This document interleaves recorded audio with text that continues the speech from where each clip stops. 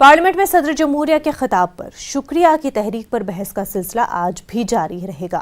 वज़ीर-ए-आज़म नरेंद्र मोदी आज लोकसभा में शुक्रिया की तहरीक के दौरान अपोजिशन के जरिए उठाए गए सवालों का जवाब देंगे।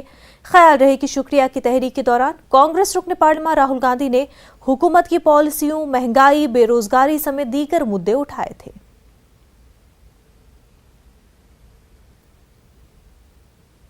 कर्नाटक के साहिली इलाके उडुपी में हिजाब पर जारी तनाज़े पर इंडियन यूनियन मुस्लिम लीग ने गहरी तशवीश का इजहार किया है। बेंगलुरु में IUML के रियासी सदर जावेदुल्लाह ने कहा कि हिजाब के खिलाफ मुहिम चलाने वालों का हुकूमत साथ दे रही है। इस मुहिम के जरिए मुस्लिम लड़कियों को तालीम हासिल करने से रोकने की कोशिश की जा रही है। जावेदुल्लाह ने कहा कि उनकी पार्टी जल्दी खवातीन कमीशन में शिकायत दर्ज कराएगी।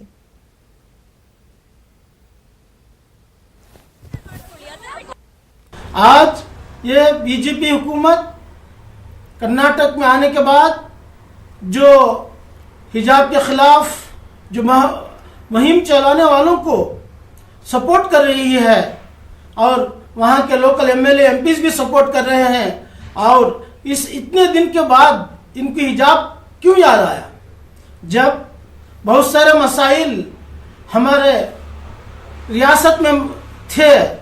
उन मसाइल को छोड़कर, हिंदुस्तान के अंदर भी बहुत सारे मसाइल हैं, उनको छोड़कर सिर्फ हिजाब इनको क्यों अभी इस वक्त में जब इम्तिहानात करीब हैं बच्चों के, इस वक्त में हिजाब इनको क्यों याद आया।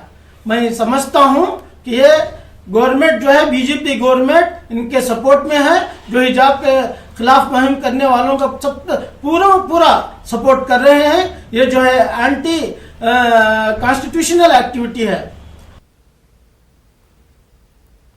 ऑपोजिशन लीडर मल्लिकार्जुन खड़गे ने न्यूज़ 18 से बात करते हुए कर्नाटक हिजाब मामले में बीजेपी और RSS को तनकीद का निशाना बनाया और उन्हें मुआशरे में इंतशार पैदा करने वाला मामला करार दिया।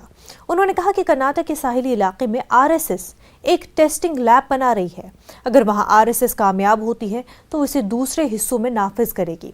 इसके अलावा मल्लिकार्जुन खड़गे ने पंजाब में कांग्रेस के CM के उम्मीदवार के नाम का ऐलान का खैर मकदम किया है।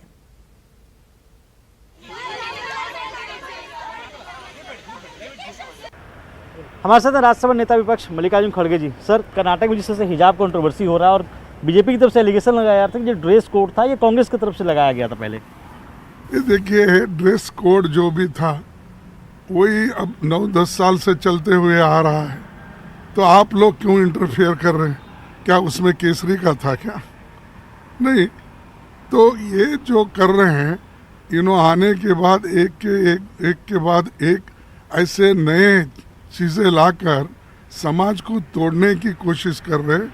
और वो एक जो खास करके कोस्टल एरिया जो है कर्नाटक का, वो एक RSS वालों ने उसको एक टेस्टिंग लेबोरेटरी बना ली है। तो वहाँ पर अपना टेस्ट करना चाहते हैं और फिर उसके बाद में जो चीज़ें वहाँ इम्प्लीमेंट करते हैं वो चीज़ों को दूसरे जगह लागू करने की कोशिश करते हैं। न्यूज़ से बातचीत करने के लिए शुक्रिया। वीडियो जर्नलिस्ट सोनू के साथ रवि सिसोदिया, न्यूज़ 18 दिल्ली।